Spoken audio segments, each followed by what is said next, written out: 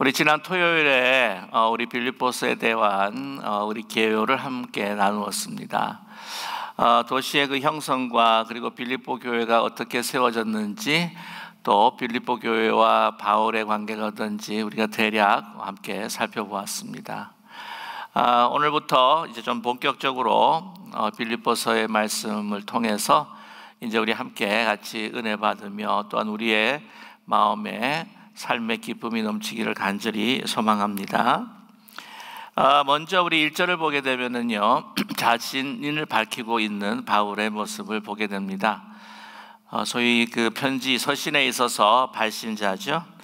이 발신자를 밝히고 또한 수신자를 또한 소개하고 있습니다. 그래서 오늘 자신을 어떻게 소개하느냐면은 그리스도 예수의 종 바울과 디모데는 이렇게 말씀하고 있는데요. 우리 다른 서신들을 보게 되면은 이제 자신이 이제 사도라고 하는 것을 밝히는 서신들이 있습니다. 예를 들자면 로마서, 고린도 전후서, 또한 갈라디아서 같은 경우에는 자신을 이제 그리스도의 사도다라고 이렇게 소개를 하는데, 오늘은 그리스도 예수의 종이다라고 이렇게 자신을 소개하고 있습니다. 이게 그리스도의 종이다라고 하는 이 소개에 있어서 거기에 그 자신의 정체성 그리고 이 사명문을 우리가 이제 발견할 수가 있는데, 본인이 사도라고 이렇게 밝힐 필요가 사실은 없었습니다. 왜냐하면은 이미 그 빌립보 교회와는 아름다운 관계가 형성이 되어 있고, 이 바울이 사도라고 하는 것에 대해서 이 빌립보 교회의 성도들은 추호의 의심도 없었다고 하는 것이죠. 데살로니가 이제 전후서를 봐도 그리스도의 종으로 자신을 소개하고 있는데, 데살로니가 교회와도 그런 돈독한 그 관계를 가지고 있었고 신뢰 관계가 있었기 때문에 자신을 사도라고 이렇게 소개할 필요가 없었다고 하는 것이죠. 그러나 다른 교회 같은 경우에는 당시에 자신의 그 사도성에 대해서 거짓 선지자들과 또한 거짓 교사들이 자꾸 이 성도들을 이제 미혹하고 유혹했기 때문에 자신의 그 사도성에 대해서 많이 도전을 받은 적이 있습니다. 그렇기 때문에 자신이 소개할 때에 자기는 그리스도의 예수의 사도된 사람이다 라고 이렇게 소개를 했다고 하는 것이죠. 이게 사실은 얼마나 중요한지 모릅니다. 왜냐하면 이 말씀을 전하는 자, 말씀을 듣는 자, 말씀을 가르치는 자와 말씀을 배우는 자의 관계가 있어서 신뢰 관계가 얼마나 중요한가 하는 것을 또한 우리에게 가르쳐주고 있습니다. 그런 신뢰가 기본적으로 형성이 되어야 될 때에 그것은 가르치는 자에게도 말씀을 전하는 자에게도 기쁨이 될 뿐만이 아니라 또한 그 말씀을 받는 자에게 있어서 그 말씀을 그대로 잘 받을 수가 있는 그러한 큰 영적인 유익이 올 수 있기 때문입니다. 그래서 이러한 그 관계가 잘 형성이 되어 있는 이 빌립보 교회는 본인의 그 사도성에 대해서 증명할 필요가 없었다고 하는 것이죠. 깊은 사랑과 신뢰의 관계, 얼마나 아름다운지 모릅니다. 이 빌립보 교회의 그 사도와 우리 바울 사도와의 그 관계를 이제 우리가 공부해가면서 말씀을 해가면서 이게 또 살펴볼 텐데요. 결론적으로 말씀을 드리면은 참 그 아름다운 관계가 너무나도 부럽다. 목회자로서도 참 너무나 부럽다. 그런 면에서는 저 자신이 우리 기쁜 우리 교회 우리 성도님들과의 아름다운 관계를 통해서 참 복받은 사람이다 하는 것으로 늘 감사하고 있습니다. 오늘 또 자신이 디모데를 소개하고 있는데, 왜 디모데를 소개하는가? 이제 동역자를 항상 소개할 때가 많습니다. 근데 특별히 이제 디모데는 이제 나중에 2장 빌립보서 2장 19절에 보시면 알겠지만 이 디모데를 그들에게 파송하려고 했습니다. 그래서 이제 에바브로디도도 보내지만은 이제 디모데도 너희 곁에 두기 위해서 보내겠다라고 이렇게 말하고 있죠. 갔을 때에 디모데가 어떻게 하겠습니까? 바울 사도의 그 가르침과 또한 그 빌립보 교회를 향한 그 메시지를 가지고 전달하면서 갈 텐데 잘 영접하고 잘 받아들일 뿐만 아니라 또한 디모데가 이야기하는 그 이야기는 내가 이야기하는 것처럼 들어달라라고 하는 그런 당부의 말씀이 거기에 담겨 있다고 하는 것이죠.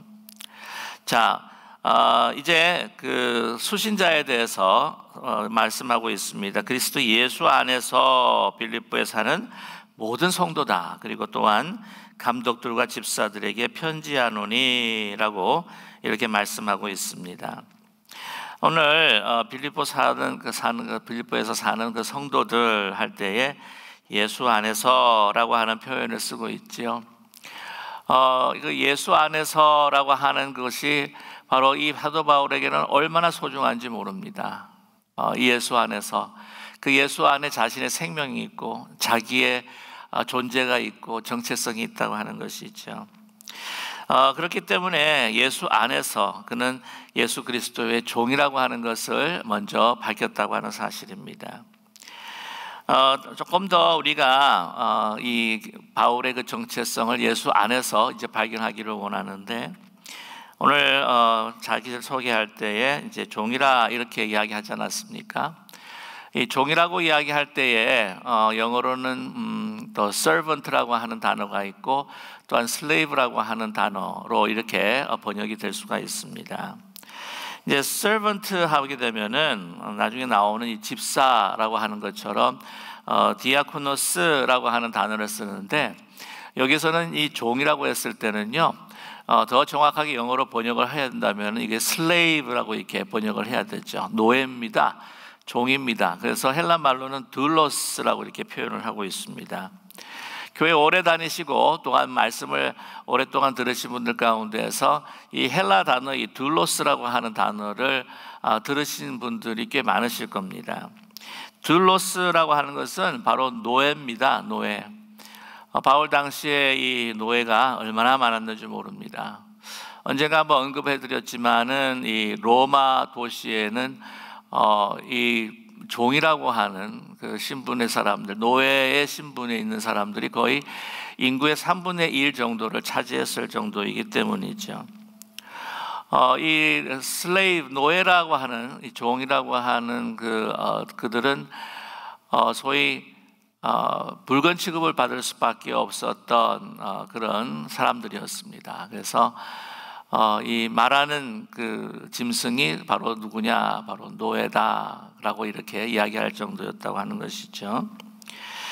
그런데 이렇게 왜 종으로 자기를 이렇게 소개했는가? 그것은 이 예수 그리스도 안에서 자기의 분명한 정체성을 소개하고 싶었기 때문입니다.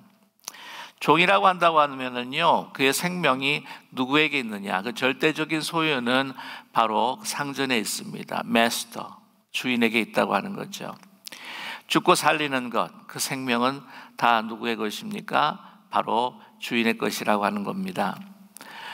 바울에게 있어서 자기의 생명, 그걸 주관하시고 그걸 소유하신 분이 누구냐? 바로 예수 그리스도라고 하는 것이죠.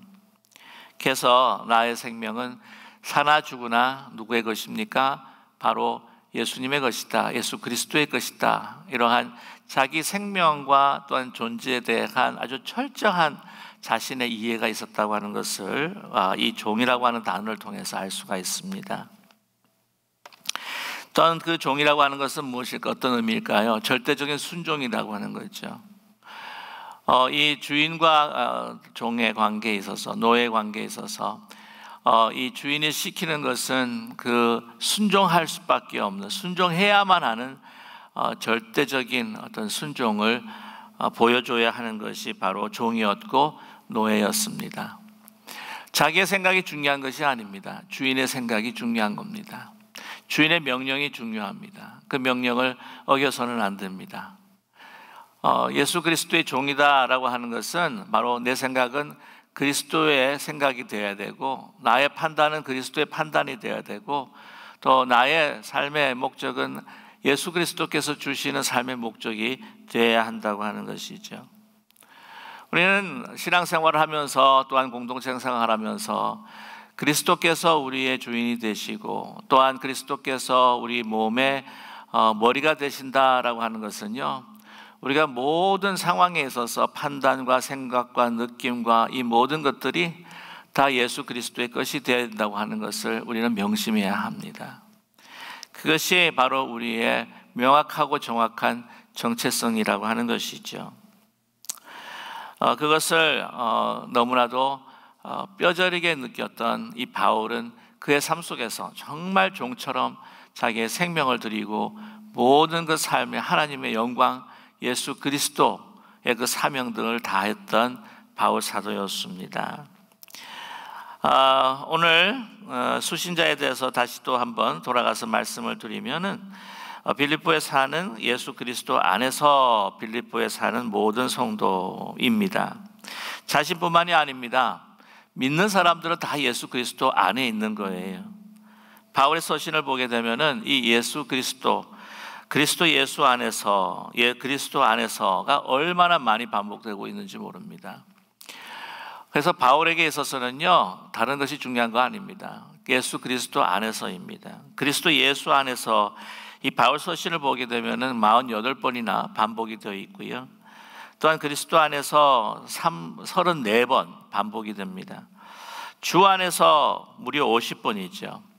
그러니까 바울에게 있어서는 바울뿐만 아니라 우리는요, 예수 밖에서는 존재할 수 없고 살아갈 수가 없다. 참된 생명을 누릴 수가 없다고 하는 것을 분명히 우리에게 제시하고 있다고 하는 사실입니다. 예수 그리스도 밖에서 우리는 존재할 수 없다. 예수 그리스도 밖이라고 하면은 물 밖으로 튀어나가 버린 육지에 올라가 숨을 헐떡거릴 수밖에 없는 물고기와 같은 신사라고 하는 것을 우리에게 말해주고 있습니다. 예수 그리스도 안에서 우리는 숨을 쉬고, 예수 그리스도 안에서 우리는 생각하고, 예수 그리스도 안에서 행동하고, 그것이 바로 진정 우리의 생명이요 우리의 기쁨이 된다고 하는 말씀을 주고 계십니다. 성도, 하기오스라고 하는 말을 써요. 거룩한 무리라고 하는 말씀이죠. 거룩한 무리라고 하는 것은 구별되었다라고 하는 이야기를 하는 것입니다. 세상과 구별된 겁니다. 세상과 구별되었다고 해가지고는 우리가 세상 안에서 살지만 안 된다라고 이야기하는 것이 아니에요. 수도원이나 다른 기도원에서 완전히 자신을 봉쇄해서 격리시켜서 이 세상과 동떨어지는 삶이 아닙니다. 사회 안에서 삽니다. 그러나 우리의 모든 행동과 생각과 이 삶의 모습들이 이 믿지 않는 사람과 구별되어서 정말 진정한 빛이 무엇인지, 이 암흑과 같은 세상에 구별되어서 살아가면서 비춤으로 인하여서 진정 이 하나님의 그 창조의 질서와 선과 악과 하나님의 그 은혜와 그 사랑이 무엇인지를 그들에게 전하고 살아가는 것이 바로 구별된 삶이라고 하는 거죠. 그래서 우리 거룩한 무리, 우리 성도라고 하는 것은 그 사회 안에서 세상 안에 있지만, 그러나 우리는 세상 사람과 달리 그들에게 있어서 무엇이 죄악인지, 무엇이 진정한 삶인지를 가르쳐주는, 그것을 빛으로 비추어주는 것이 바로 우리 성도의 삶이라고 하는 것을 말씀해주고 있습니다. 오늘 이 빌립보에 있어서 이 지도자들을 또 이 수신자에 언급하고 있습니다. 감독과 집사들이라고 하는 거죠. 이 감독이라고 했을 때에 오늘 제가 좀 헬라어들을 여러분께 좀 소개하기를 원하는데, 에피스코포이스라고 하는 단어를 쓰죠.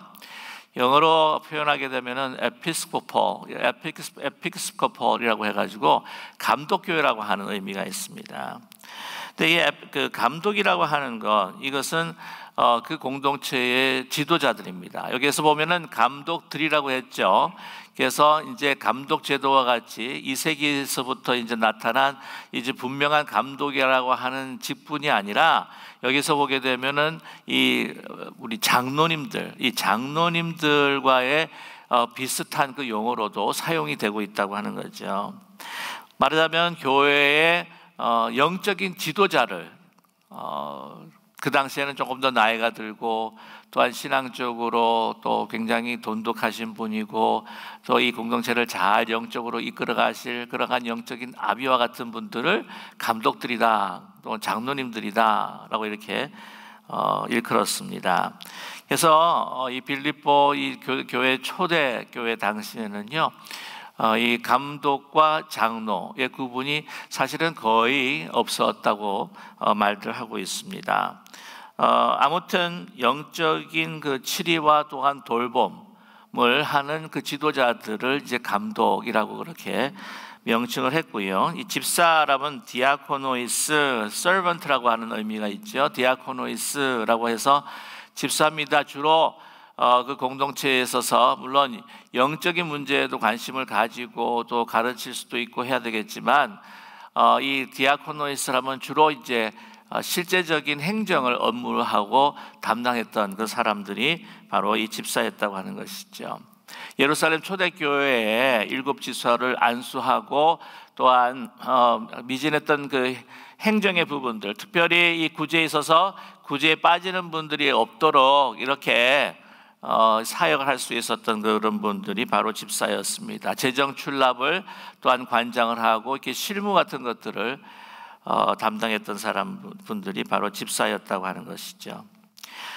감독들과 집사들에게라고 이야기합니다. 다른 이 서신들을 보게 되면은 이렇게 지도자들을 언급을 하는 경우가 이렇게 많지는 않습니다.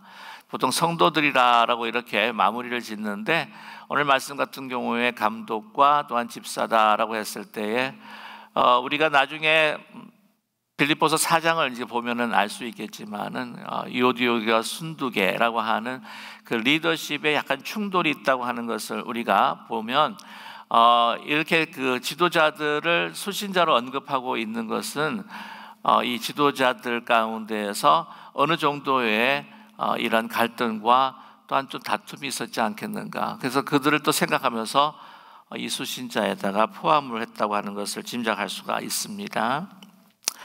이제 2절에 보게 되면은 그 바울의 그 교회들을 향한 그 축복과 또한 안녕을 빚는 인사 말입니다. 하나님, 우리 아버지와 주 예수 그리스도로부터 은혜와 평강이 너에게 있을지어다 라고 이렇게 말씀하고 있습니다.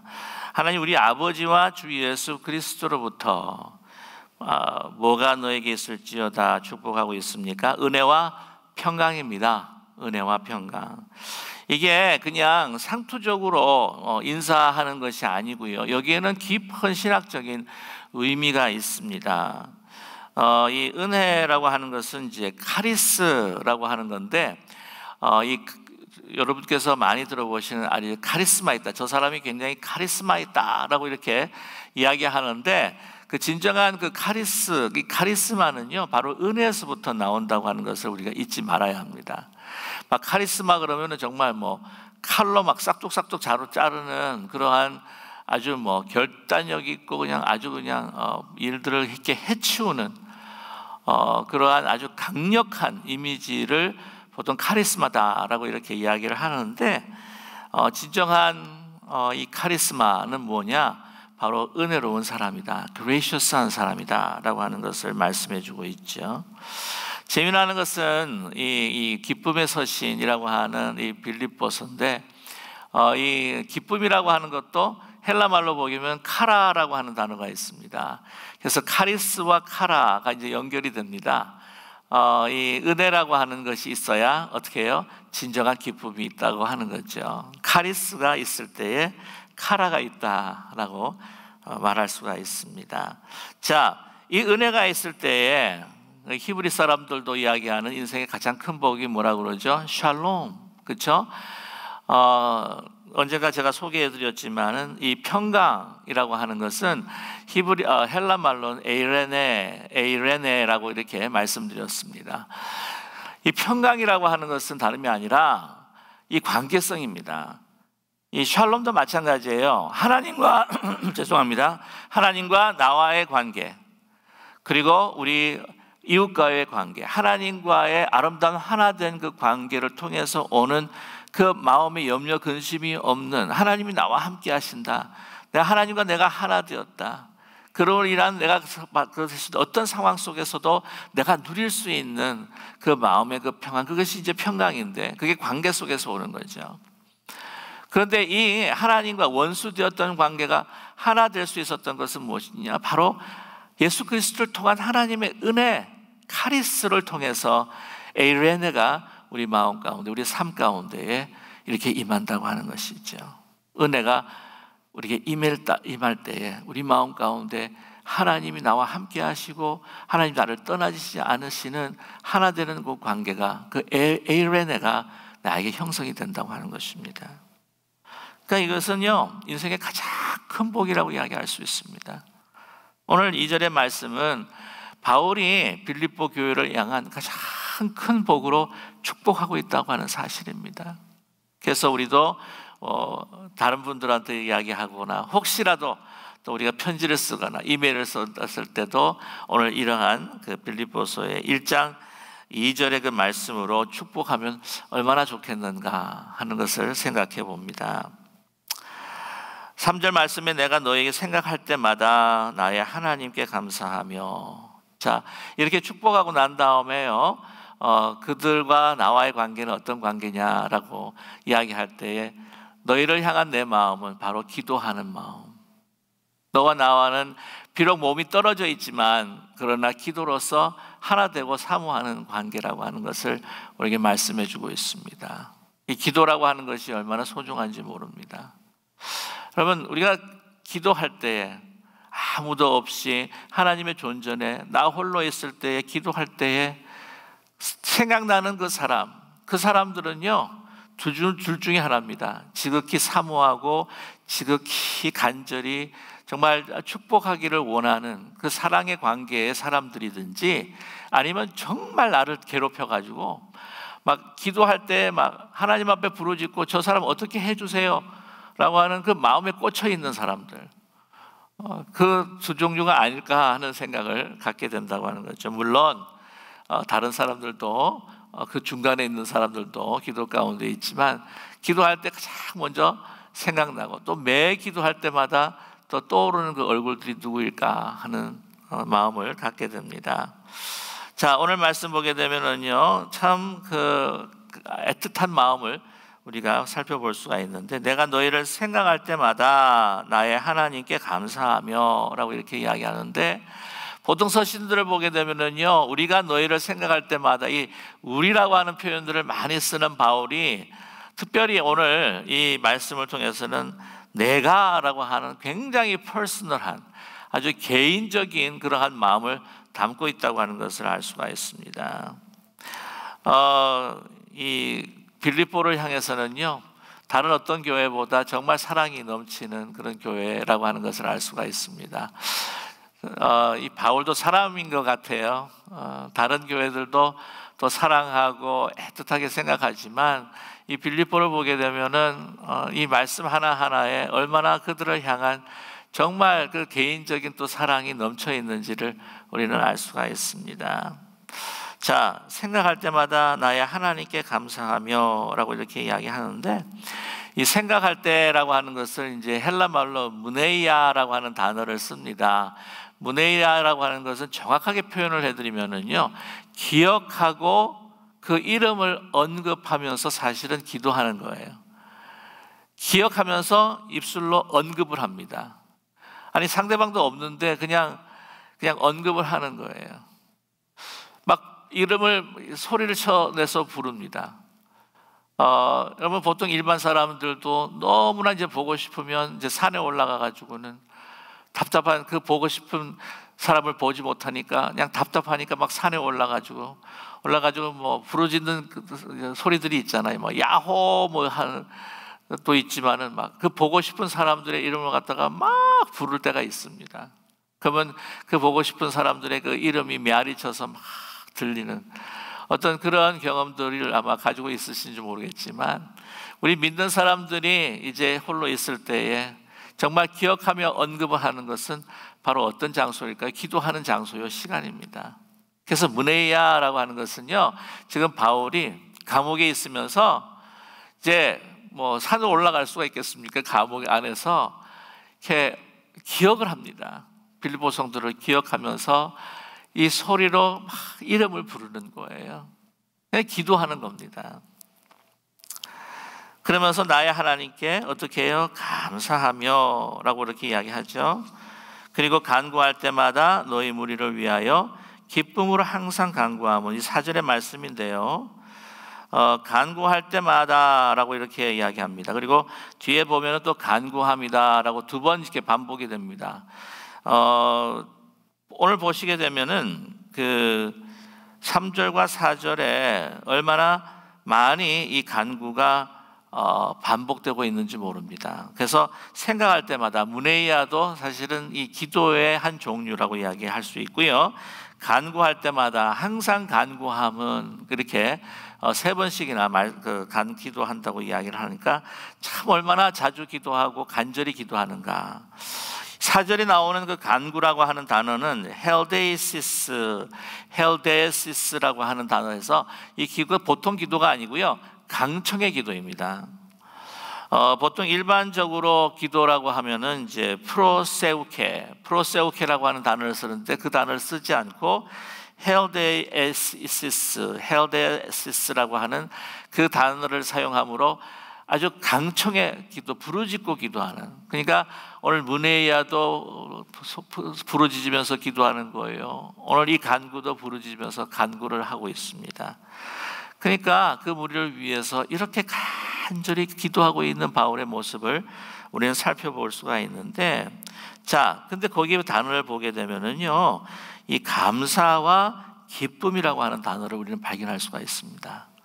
내가 너희를 생각할 때마다 나의 하나님께 감사하며 라고 이렇게 이야기를 하고 있죠. 감사한다. 이 감사한다라고 하는 것은 이제 헬라 말로 유카리스라고 하는 단어를 사용하는데, 이 유카리스라고 하는 단어가 또 뭐라 유사하냐면은요, 기쁨이라고 하는 이 카라라고 하는 단어와 연결이 되기도 하고, 또한 카리스라고 하는 은혜라고 하는 단어하고도 이제 그 어원이 같습니다. 유카리스라고 하는 거죠. 그 감사라고 하는 건 뭡니까? 은혜 가운데에 내가 받은 그 모든 것들을 생각하면서 내가 감사하는 거예요. 감사라고 하는 건 뭐 내가 잘 되고 형통하고 원하는 집을 소유하고 또한 차를 가지고 자녀가 성공을 하고 복되고, 이 세상 사람들이 원하는 것으로 인하여서 이 모든 것이 잘 될 때 우리가 감사하는 것도 있겠지만은, 그러나 그거 다 없어져 버리면 어떡해요? 그거 다 없어져 버리면 감사하는 마음이 없어져 버리는 겁니까? 진정한 감사가 뭐냐면은요, 은혜입니다. 이 카리스, 그래서 유카리스라는 거예요. 카리스에서부터 유카리스가 나오는 거예요.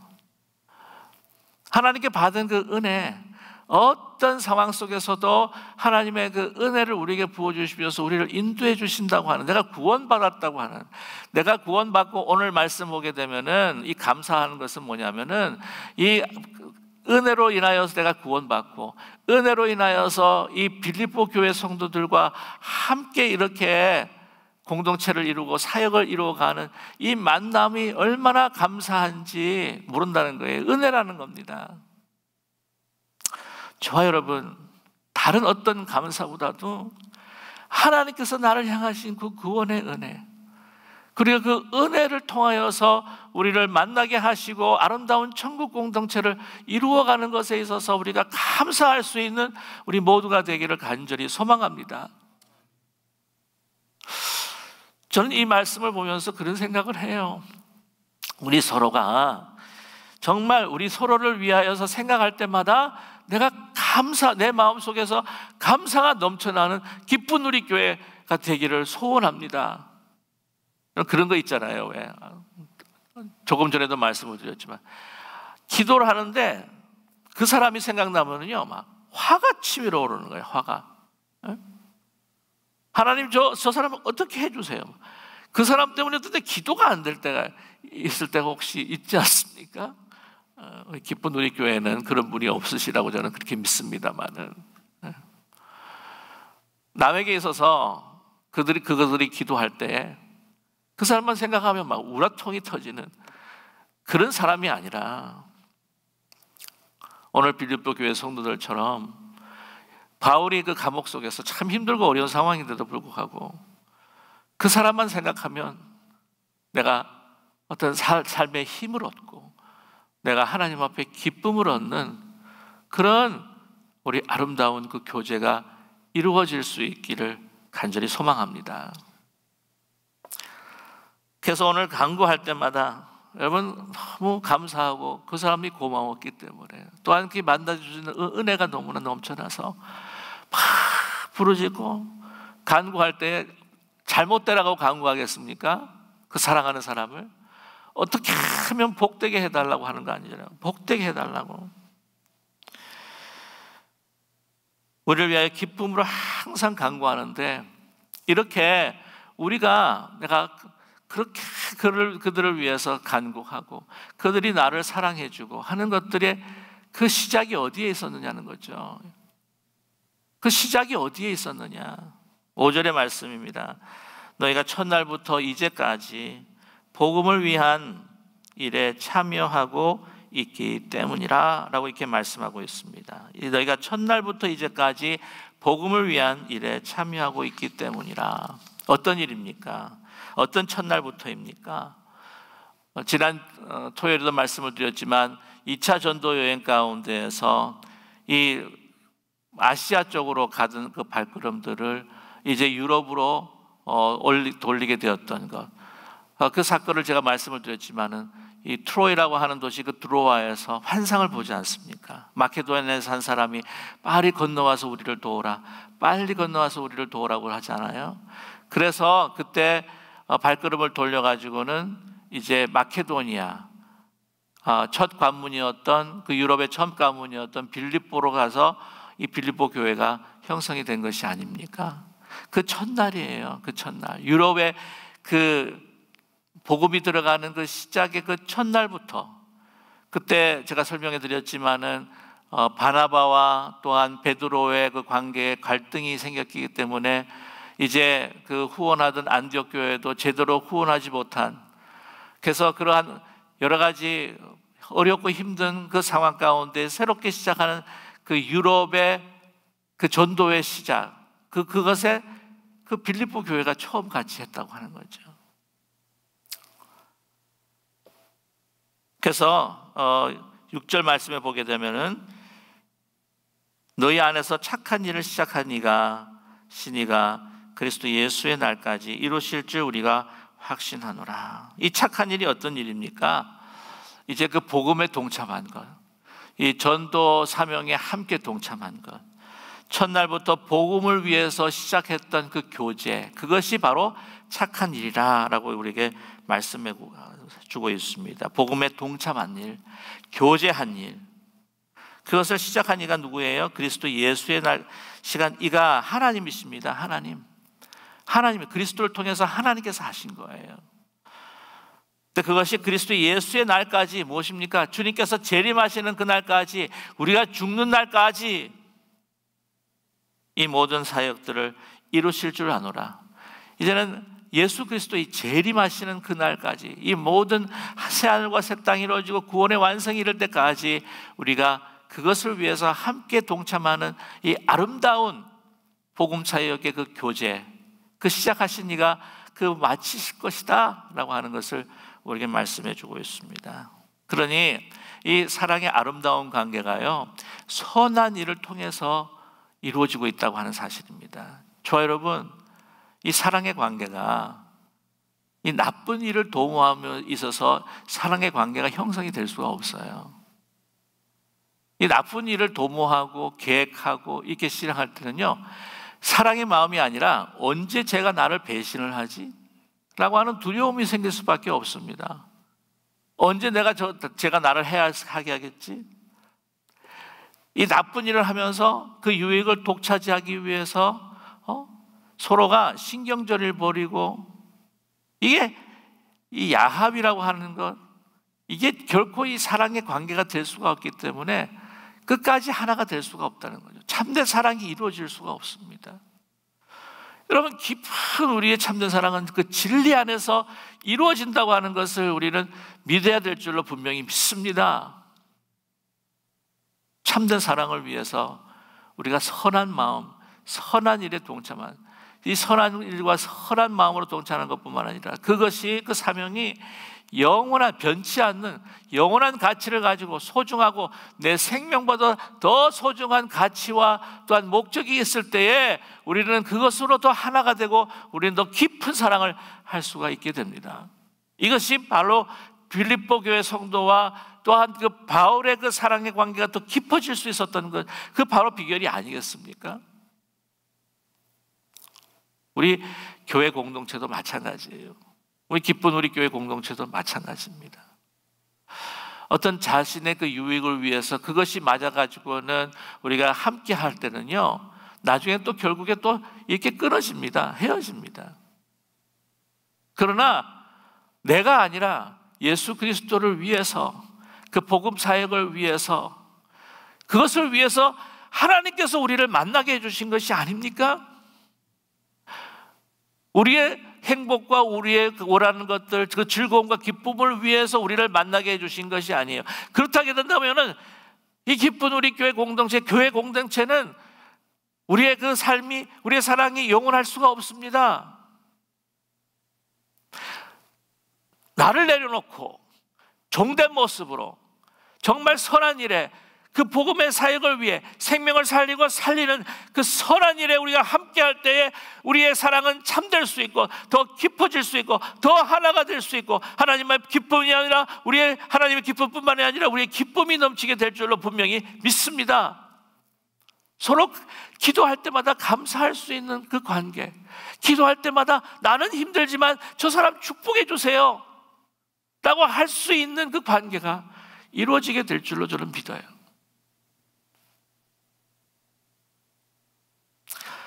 자, 오늘 말씀 계속해서 보시게 되면은 이루실 줄을 우리가 확신하노라 하면서 7절에 내가 너희 무리를 위하여 이와 같이 생각하는 것이 마땅하니 이는 너희가 내 마음에 있으며 나의 매임과 복음을 변명하며 확정하며 너희가 다 나와 함께 은혜에 참여한 자가 됨이라 라고 말씀하고 있습니다. 이 7절은요, 첫날부터 이제 복음에 함께한 일, 그리고 너희 안에서 그 착한 일, 이것을 좀 더 이렇게 자세하게 설명을 해주고 있습니다. 자, 이와 같이 생각하는 것이 마땅하다, 이렇게 사랑하는 것이 마땅하다, 이렇게 하나님께서 선한 일을 시작하고 우리를 하나 되게 하셔서 예수 그리스도 어느 날까지, 오시는 그날까지 이렇게 영원토록 이렇게 일을 마치실 것이다라고 하는 것이 그렇게 마땅하게 생각하는 것은 너희가 내 마음에 있으며, 우리 하나 되는 거잖아요. 내가 내 안에 있지라고 하는 젊은 사람들에게 표현들이 있지 않습니까? 뿐만이 아니라 우리가 이렇게 선한 일, 어떤 선한 일들이냐, 오늘 말씀 보기에는 나의 매임과 복음을 변명함과 확정함, 너희가 다 나와 함께 은혜에 참여한 자가 됨이라 라고 말씀하고 있습니다. 이 복음 사역이에요. 자, 복음을 변명한다, 아폴로기아라고 하는 말을 쓰는데 이제 변명이라고 하는 단어죠. 이 복음을 전하는 데 있어서 이제 두 가지가 있습니다. 그때 당시에는요, 헬라 철학이 얼마나 흥황했는지 모릅니다. 뿐만이 아닙니다. 이방 종교들이 많았어요. 이단들이 많았습니다. 그렇기 때문에 이 복음을 전할 때에 정말 참된 유일신, 그리고 또한 이 구원하신 우리 예수 그리스도를 증거함에 있어서 이 세상 철학의 진리와 또한 그 지식들과의 이 접촉과 이 반응들이 있기 때문에 그것에 대해서 이 설명을 해야 될 수밖에 없는 거예요. 그게 아니다, 결국 그것이 아니다. 너희들이 이 아덴에 가서도 그런 이야기를 하고 있습니다. 너희가 이름 모르는 신으로 지금 섬기고 있는데 이 모든 것들을 창조한 너희 그 분의 이름을 모르지, 그분이 바로 내가 전하는 여호와 하나님이야, 우리를 구원하신 바로 예수 그리스도야 라고 이렇게 이야기하는 거죠. 요즘 시대도요, 과학 문명이 많이 발달했기 때문에 참 이게 사실은 이 과학이라고 하는 것도요, 사실은 이 하나님의 그 지식과 지혜를 다 알지 못하기 때문에 한계 있는 이 학문인데도 불구하고 뭐 다 아는 것처럼 이 성령의 진리에 대해서 얼마나 도전하는지 모릅니다. 뭐 예를 들자고 한다면 이 진화론 같은 거, 이 진화론에 있어서 우리 자녀들이 얼마나 많은 영향력을 받는지 몰라요. 그런데 이것에 대해서 우리 교회가 진화론이 아니다, 이것은 하나님께서 그 계획대로 만드시고 그 창조하신 그 순에 따라서 이제 우리가 만들어진 것이다라고 하는 이 창조설에 있어서, 창조설도 사실은 여러 가지의 그 창조설이 있습니다만, 아무튼 이런 것으로 이 세상에서 이게 오는 그 도전들을 우리가 같이 이렇게 디펜스하고 또한 이것에 대해서 설명해야 줘야 될 아폴로기아, 이 변명을 하고, 변명이라고 하면 단어가 조금 말씀을 좀 여러 가지 의미가 좀 안 좋은 것 같은데요, 이것에 대해서 변론을 할 수 있는 그러한 우리의 그 방어 체계가 있어야 된다고 하는 것이죠. 그래서 우리가 복음을 전해야 될 필요가 있다고 하는 사실입니다. 뿐만이 아니라 이 오늘 말씀 가운데 확정함입니다. 베바이오시스라고 하는 단어를 쓰는데 confirmation 하는 거예요. 그건 이미 복음을 받아들였던 사람들이 그 복음에 깊이 뿌리를 내릴 수 있도록 이 세파에 흔들리지 않도록 그 말씀으로 확정시키고 confirmation 시키고 하는 것이 굉장히 필요하다고 하는 것이죠. 이 바울은 이 복음을 가지고 아폴로기아도 했고요, 또 이렇게 확정하는 그러한 사역을 감당했는데 이것이 복음 전도의 사역이었습니다. 근데 그것을 돕고 그것과 함께 했었던 사람들이 누구냐? 바로 빌립보 교회 성도들이었다. 그것에 대해서 너무나 감사하고 또한 그것에 대해서 정말 하나님의 은혜가 넘쳐서 우리가 같이 이렇게 동참하게 되었구나. 그러기에 이렇게 선한 일을 시작하신 하나님께서 이제 우리의 모든 하나님 예수 그리스도의 오시는 그날까지 하나님께서 이 일을 우리를 통해서 마치게 하여 주실 줄로 믿는다라고 이렇게 말씀하는 거죠. 얼마나 참으로 아름다운 그 선한 일에 하나 되어 있는 귀한 모습을 발견하는지 모릅니다. 자, 오늘 8절의 말씀이죠. 내가 예수 그리스도의 심장으로 너희 무리를 얼마나 사모하는지 하나님이 내 증인이시니라. 내가 예수 그리스도의 심장으로 얼마나 너희 무리를 얼마나 사모하는지, 이런 아름다운 사역에 우리가 함께 동참해 있고 또한 그것으로 우리가 사랑이 깊어가는 그 은혜 가운데에 우리가 함께 있는데 내가 그 가운데에 너희들을 얼마나 사랑하며 사모하고 있는지 모른다. 그 마음 하나님이 증인이시다. 하나님께서 아신다. 자, 얼마나 사랑하는지 여러분, 예수 그리스도의 심장으로 사랑한다고 그러세요. 예수 그리스도의 심장. 여기서 심장이라고 하면은 스프랑크논이라고 하는 단어를 써요. 이 스프랑크논이라고 하는 단어는요, 특별히 그 유대 사람들, 고대 사람들이 생각할 때에 그 아주 그 애틋한 감정, 그 긍휼하심, 이것이 어디에 나오냐면 이 밑에서부터, 이 창자로부터 나온다라고 그렇게 이야기를 하고 있습니다. 예수님께서 병든 자들을 보시면서 이 복음서를 보게 되면은요, 긍휼히 여기시사라고 하는 말씀이 나오는데, 이게 울컥, 그 병자를 보실 때 울컥하는 마음이에요. 울컥하는 마음. 그게 밑에서부터 나오는 겁니다. 그래서 스플랑크논이라고 하는 단어를 그때도 같이 사용을 해요. 스플랑크논. 여러분, 이게 한국말에도 있는 거 아십니까? 애가 끊는다고 하는 말 아세요? 애가 끊는다. 이 애가 끊는다는 말도 있고 애가 끓는다는 말도 있어요. 두 가지는 다릅니다. 근데 애라고 하는 건 뭐냐면요, 이 창자를 애라고 그렇게 이야기를 한다고 합니다. 애.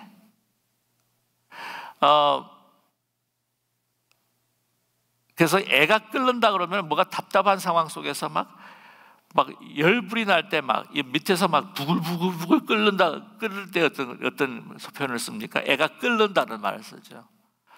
근데 애가 끊는다가 뭡니까? 애가 끊는다. 창자가 끊어지는 거예요. 창자가 끊어지는 거.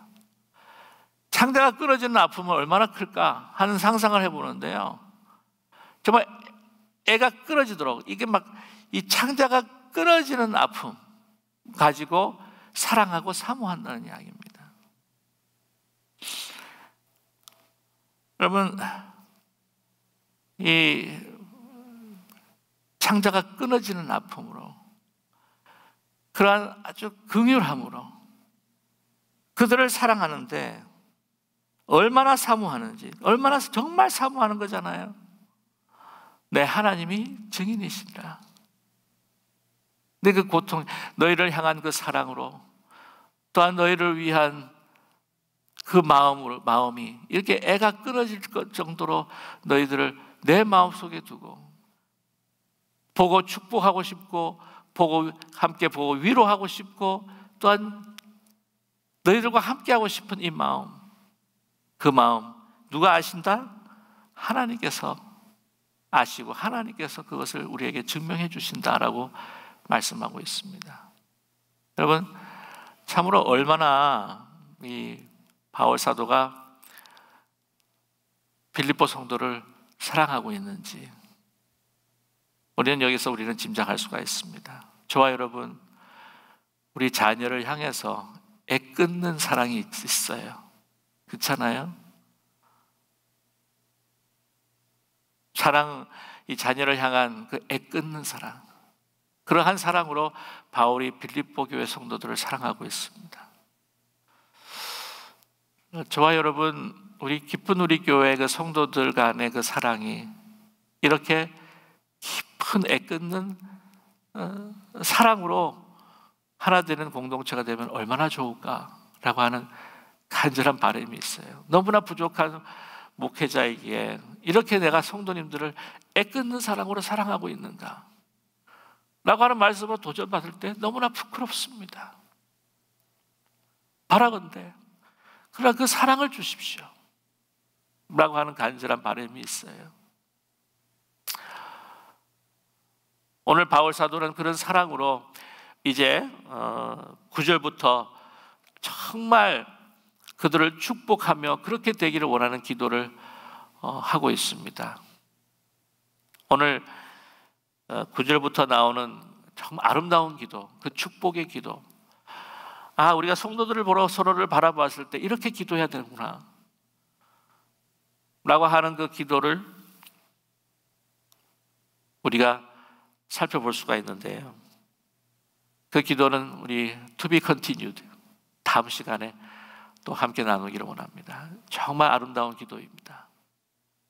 이렇게 기도해야 되겠구나, 이렇게 성도를 위해서 기도해야 되겠구나 라고 하는 그 기도를 우리가 살펴볼 수가 있습니다. 이제 말씀을 마무리하면서 바울과 정말 이 빌립보 성도들 간의 그 애끓는 사랑, 그 애끓는 사랑은요 다른 사랑이 아니에요. 인간의 사랑으로는 불가능해서 오늘 말씀에서 뭐라고 합니까? 그리스도의 심장, 그리스도의 그 애끓는 사랑, 그 그리스도가 바울을 향하신 그 애끓는 사랑을 경험했거든요. 그리고 빌립보 성도들도 아마 그리스도께서 그들을 향한 애끓는 사랑을, 애가 끊어지는 그 사랑을 경험했을 겁니다. 그것이 십자가의 사랑입니다. 그리고 우리 하나님께서 주신 그 영원하신 그 애끓는 사랑이 담겨있는 복음을 위해서 하나가, 그 선한 일에 하나가 될 때 더 그리스도 안에서 깊이 사랑할 수 있었다고 하는 것을 오늘 말씀을 통해서 우리가 알게 됩니다. 저와 여러분, 우리 기쁜 우리 교회, 우리의 만남은요 우리의 의지로 만난 것이 결코 아닙니다. 우리는 하나님의 은혜로 그 수많은 사람들 가운데서 택하셔서 우리로 하여금 기쁜 우리 교회 공동체를 세워가도록 만나게 해주신 줄로 분명히 믿습니다. 은혜입니다. 은혜입니다. 하나님이 하셨습니다. 무슨 유예를 하셨을까요? 예수 그리스도의 그 애끓는 사랑이 담겨있는 복음을 이 세상에 전하라고 하는 영원하신, 변하지 않는 우리의 생명보다 더 소중한 그 사명, 그 선한 일을 위해서 우리를 부르신 줄로 믿습니다. 우리 혼자서 우리들만 즐겁고 우리가 기쁘자고 부르신 것이 아니에요. 그런 것으로만 우리가 생활하고 세운다 한다면 우리는 인간의 사랑으로 사랑할 수밖에 없기에 우리는 다툼과 분쟁으로 헤어날 수가 없을 정도, 그런 삶을 살아갈 수 있을 수밖에 없습니다. 그러나 더 우리의 사랑이 깊어지기 위해 그리스도 예수 안에서 그 선한 일에 하나가 되고 우리를 향하신 그 애끓는 예수 그리스도의 그 십자가 그 사랑을 가지고 서로를 위해서 축복하고 기도하는 그런 아름다운 공동체, 천국을 이루어가서 이 세상의 그 천국의 빛을 비춰나가는 그러한 기쁜 누리교회 공동체가 되기를 주님의 이름으로 간절히 축원합니다.